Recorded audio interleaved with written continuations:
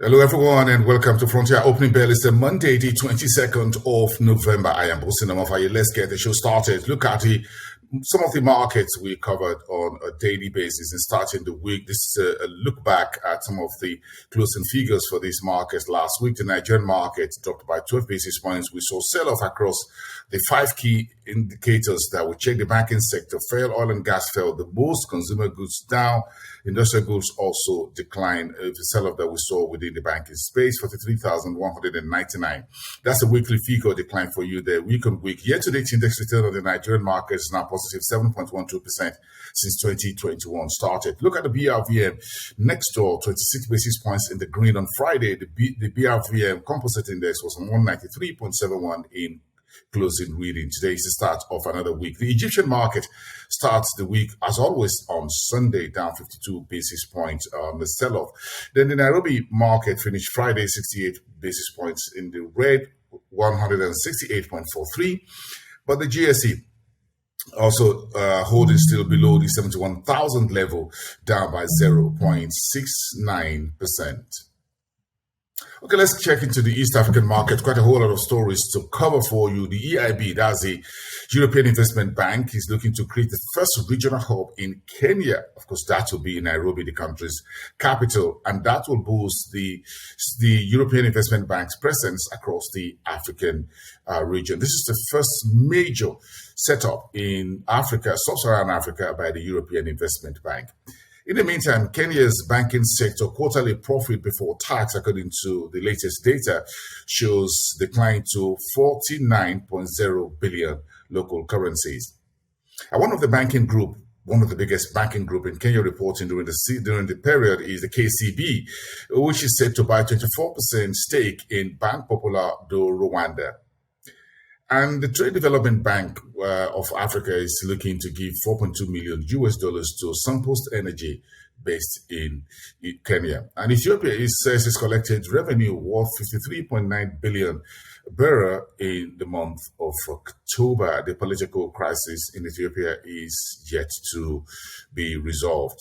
In the meantime, EHL is offering Air Mauritius shares, which is closing today. Air Mauritius is spending hundreds of billions of dollars, close to 300, to bring the airline back on track as we see the reopening of economies across the African continent.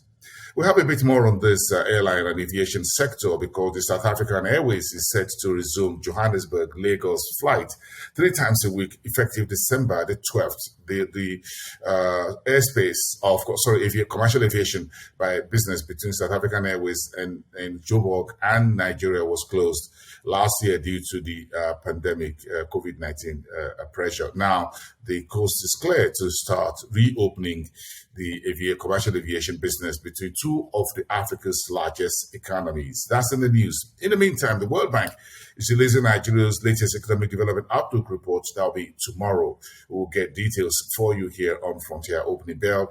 And the final rate setting 2-day meeting of Nigeria's monetary policy meeting of the central bank starts today. We're expecting the usual communique by the central bank governor, Godwin Emefiele, tomorrow, 2:30 Nigerian time. Keep that in mind. There's, of course, a raft of bonds and commercial papers listing on FMDQ Securities Exchange, including the hefty multi-billion naira bond offering by Dangote Cement, Nigeria's most capitalized company on the NGX. In the meantime, Ghana bond market is rebounding as the government looks for alternatives at financing its activities instead of borrowings from the International Monetary Fund. And Cameroon has slashed the maritime import tax in the country by 80%, looking to attract more inflows into the country.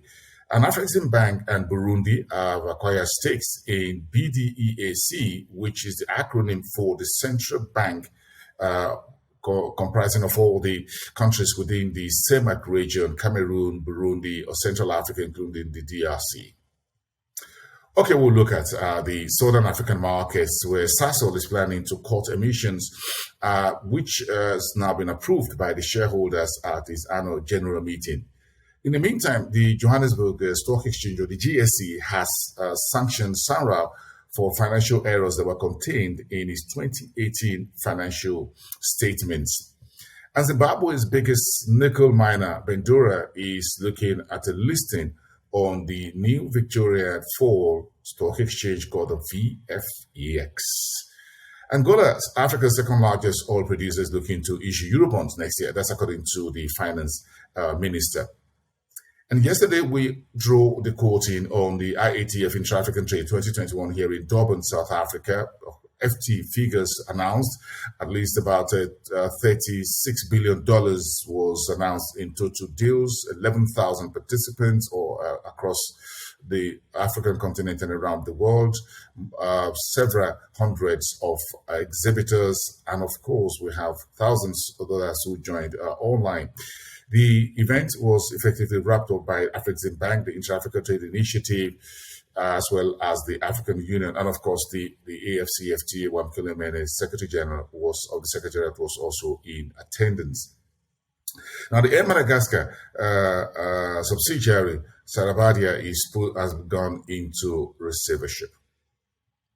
Let's knock it all together with the North African market, where trade exchange between Egypt and the COMESA states, which is the common market for East and Southern Africa, hit $3 billion in the year 2020. Backward-looking data, but tells you a whole lot about intra-Africa trade, which could get a whole lot better with what the EFCFTA and the IATF is looking to achieve. In the meantime, the Egyptian central bank has issued treasury bills worth about 18.5 billion local currencies. That was yesterday on Sunday, kicking off the new market week with North Africa's largest economy. And Egypt is planning to sell a fresh equity in Abukir Fertilizers. That is also in the news, while at the Jariwafo Bank in Morocco reporting 9 months ended September, a revenue 1.4% uptick to 18.4 billion local currency. The dirham's net income in at 44.5%. And that's your today's edition of Frontier Opening Bell. I am Boason Omofaye, and I'll see you next time. Bye for now.